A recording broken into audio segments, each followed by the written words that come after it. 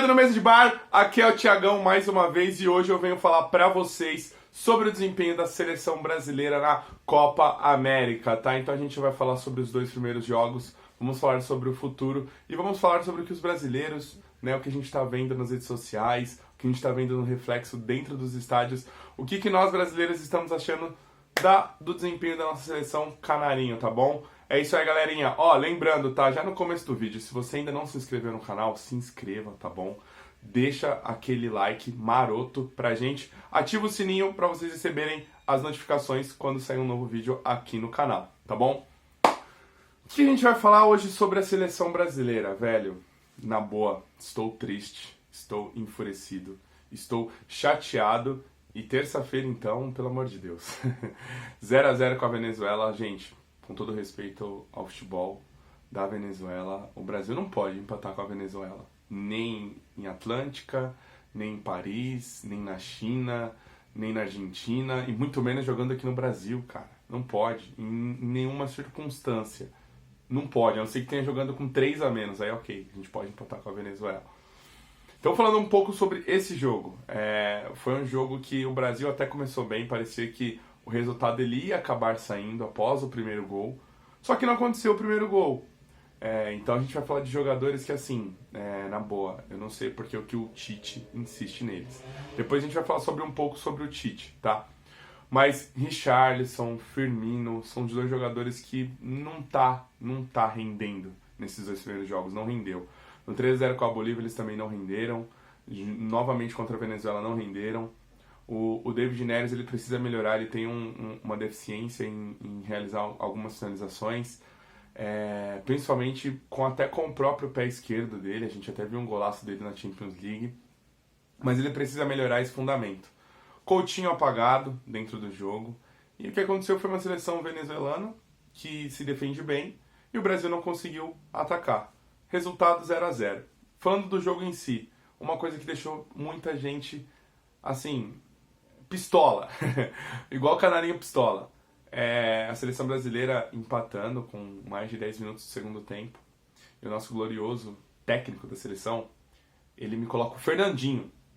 Você precisando ganhar o jogo, você acha que um Fernandinho, um volante, vai fazer alguma coisa? Eu particularmente não gosto do futebol do Fernandinho. Não gosto. Pra mim não merecia convocação. Os brasileiros têm um ranço do Fernandinho pelas últimas Copas no qual ele disputou. E aí o Tite coloca o Fernandinho. Embora que ele tenha entrado bem, e o Fernandinho volta a dizer, ele não tem culpa. Ele não se escala, e não é ele que pede a convocação. É o técnico, é junto uma comissão. Uma comissão que faz essa escalação, é uma comissão que faz essa convocação. Ele não tem culpa de nada, tá? O Fernandinho ele não tem culpa. Não gosto do futebol dele, pra mim ele não merece estar dentro desses 23 convocados, mas ele entrou, e não entrou mal. Mas você colocar um volante, mas o Casemiro tava com o amarelo. Você tá precisando ganhar o jogo, você não vai trocar 6 por meia dúzia.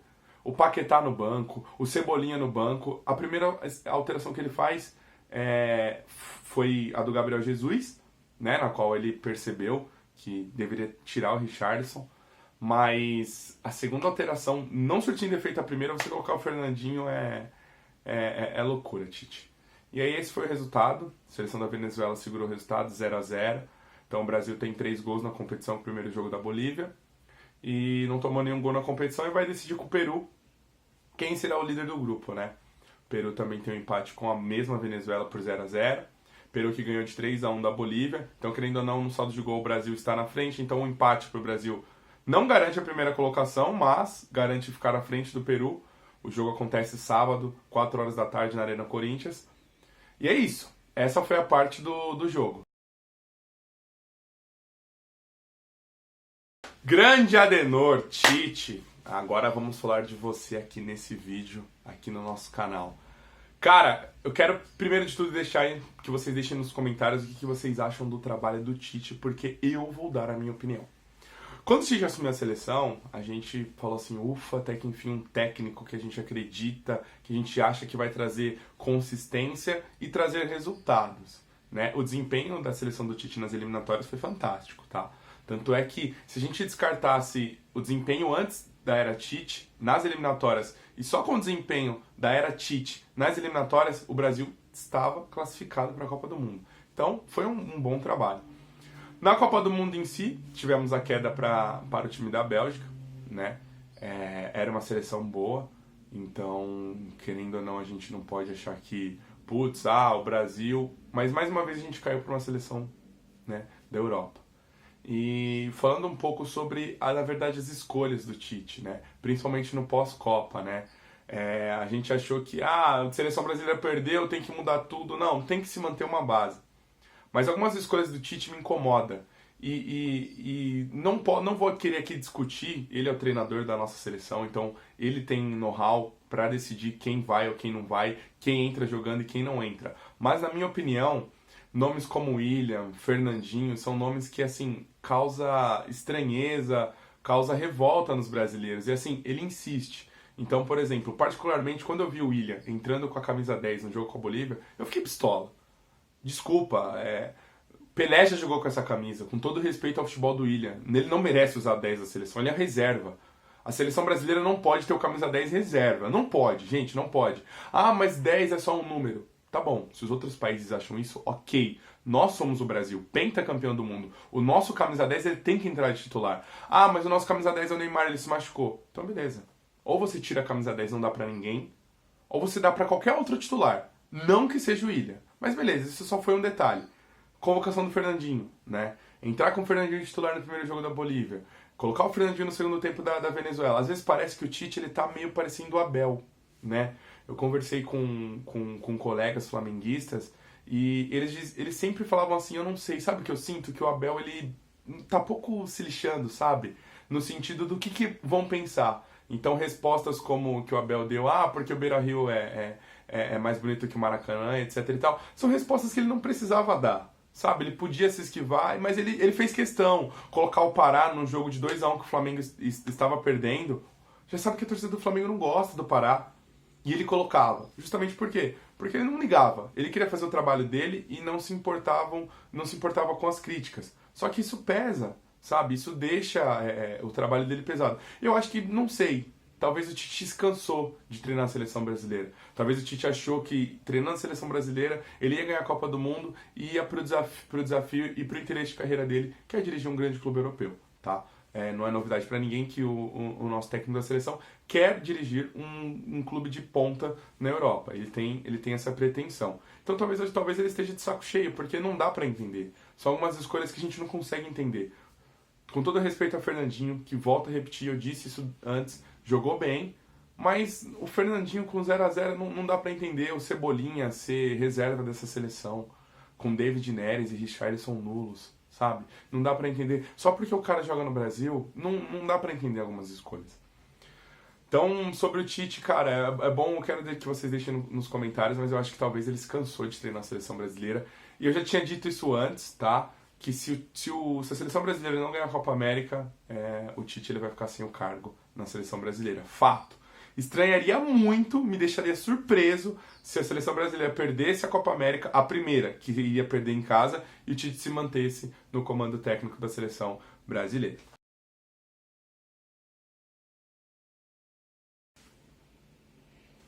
Neymar Júnior. Bom, agora na verdade eu quero realmente me comunicar com cada um de vocês, pessoalmente pra vocês, tá? Eu vi muito nas redes sociais falando assim, agora critica aí, tá vendo? O Neymar não faz falta, vocês que defendem a não convocação do Neymar. Bom, eu tenho uma opinião própria, tá? Que eu acho o Neymar um cara fora de série, que ele tem um talento incomum, um talento raro, que na verdade foi mal administrado pelas pessoas, pelo staff do Neymar, pelo próprio Neymar, em algumas escolhas na sua carreira e enfim. Eu não julgo a vida pessoal do Neymar, ele faz o que ele quiser, então pessoas que não gostam do Neymar porque ele passou o carnaval no Rio, porque talvez ele fez um gol na Anitta, cara, é a vida do cara, deixa o cara fazer o que ele quer. Eu vou jogar o Neymar dentro de campo, porque fora de campo é o que ele demonstra, ele faz o que ele quiser da vida dele, e eu não pago as contas dele, nem teria como, né? Diga-se de passagem, eu pagar as contas do Neymar não dá. Mas dentro de campo, o que eu cobro do Neymar, sempre disse, é só objetividade.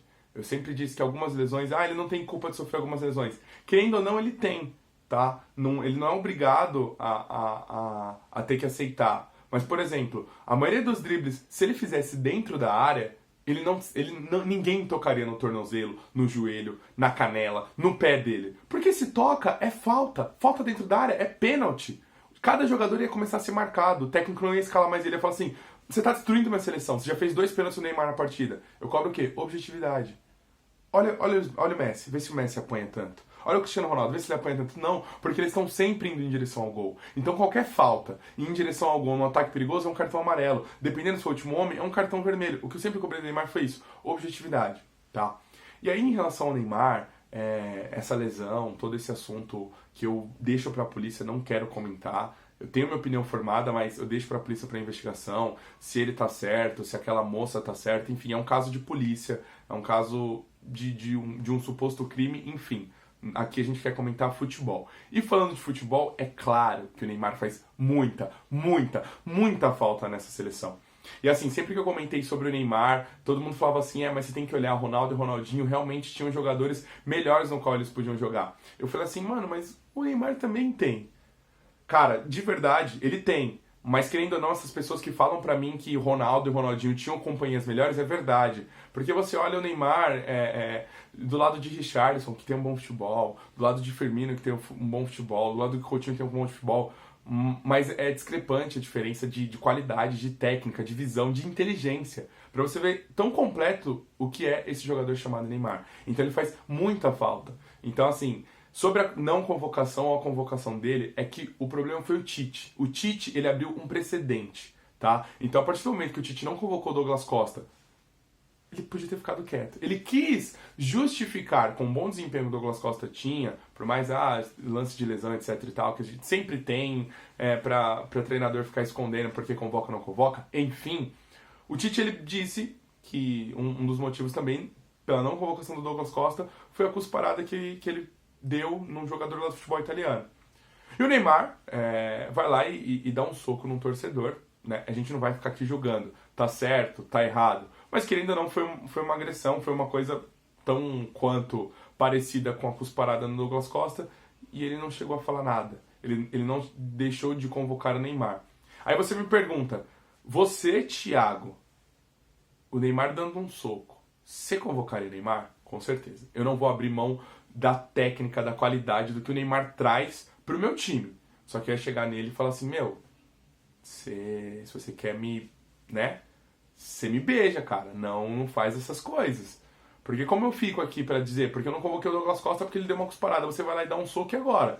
Eu não quero desconvocar, eu ia chegar e ter uma conversa franca. Então acho que talvez o Tite tenha tido essa conversa, não sei, né? Ele quis minimizar ali, trocou a braçadeira de capitão pra dizer que, eu tô, sei lá, entre aspas, punindo ou informando ao Neymar que aqui as coisas... Mas, enfim, eu acho que a não convocação do Neymar é um desperdício pra nós, brasileiros, e pra nossa seleção.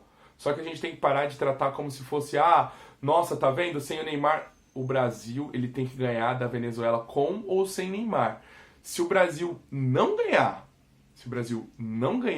da Venezuela com o Neymar, desculpa, eu não quero mais vestir a camisa da seleção brasileira. Porque se a gente não ganhar da seleção da Venezuela com ou sem Neymar, desculpa, acabou o futebol brasileiro. Tá bom?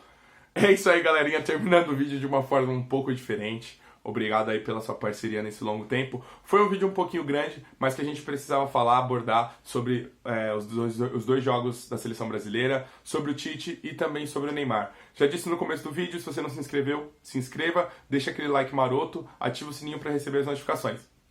Beijo no coração de vocês, é isso aí. Valeu, galera, esse aí foi mais um Mesa de Bar com o Thiagão. Fui!